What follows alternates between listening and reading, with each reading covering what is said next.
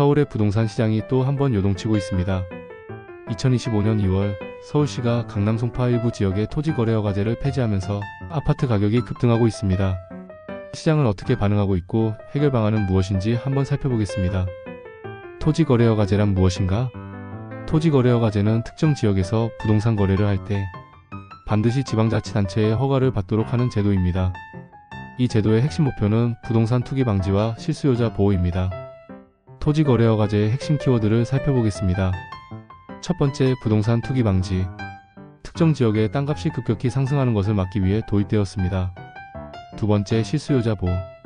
주거 목적이 아닌 투기 목적의 거래를 차단하여 실거주자의 내 집 마련을 돕습니다. 세 번째, 거래 제한. 토지거래허가 구역 내 부동산 거래는 반드시 허가를 받아야 하며 일정 기간 실거주 의무가 부과될 수도 있습니다. 네 번째, 정부의 부동산 정책 수단. 시장을 안정시키고 특정 지역의 급등을 막기 위한 정책적 조치입니다. 다섯 번째, 해제 시 부작용 가능성. 규제 해제 후 단기간 내 가격 상승과 거래량 급증이 나타날 가능성이 큽니다. 즉, 토지거래허가제는 부동산 시장을 안정화하는 데 효과적이지만 공급 부족 상황에서는 가격 상승을 억제하는 데 한계가 있다는 말입니다. 토지거래허가제 폐지 후 무엇이 달라졌을까요? 2020년 처음 도입된 토지거래허가제는 부동산 투기 억제를 위해 시행되었습니다. 그러나 2025년 2월 강남구 삼성대치청담동과 송파구 잠실동 등 주요 지역에서 이 규제가 해제되었고 불과 한 달 만에 아파트 가격은 평균 3.7% 상승했습니다. 토지거래허가제가 해제되면서 매수세가 몰렸고 이에 따라 집값이 빠르게 상승하고 있습니다. 거래량 증가도 투자 심리 회복을 반영하는 신호입니다. 가격 상승의 원인은 무엇일까요? 토지거래허가제가 폐지된 이후 가격이 상승한 이유는 여러 가지가 있습니다. 첫 번째는 매수 심리 회복입니다. 규제가 풀리면서 주택 구매를 망설이던 수요가 폭발적으로 증가했기 때문이죠. 두 번째는 강남 3구 선호 현상입니다. 학군과 교통이 우수한 강남 지역은 여전히 수요가 높은 상황입니다. 세 번째는 공급 부족을 들 수 있습니다.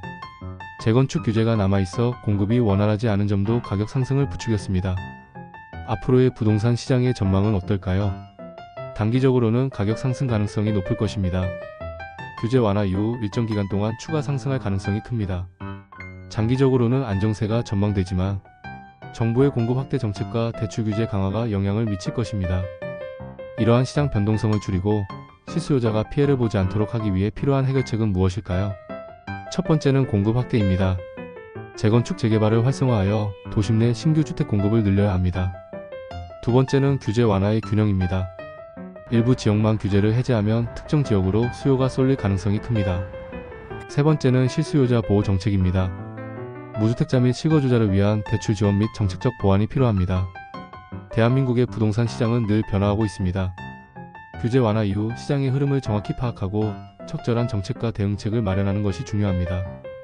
대한민국 부동산의 미래, 우리는 앞으로 어떻게 준비해야 할까요? 다 같이 고민해봐야 할 것 같습니다.